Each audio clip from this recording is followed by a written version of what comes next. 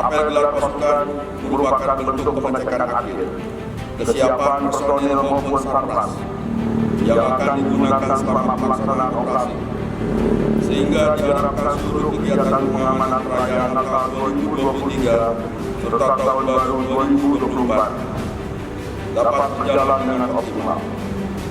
Peserta apel dan para hadirin yang saya hormati, pengamanan Nataru merupakan tugas penting yang harus kita pastikan berjalan dengan aman, nyaman, dan lancar. Sebagaimana penekanan Bapak Presiden Joko Widodo bahwa Natal dan Tahun Baru ini rutinitas, tetapi apapun tetap harus direncanakan.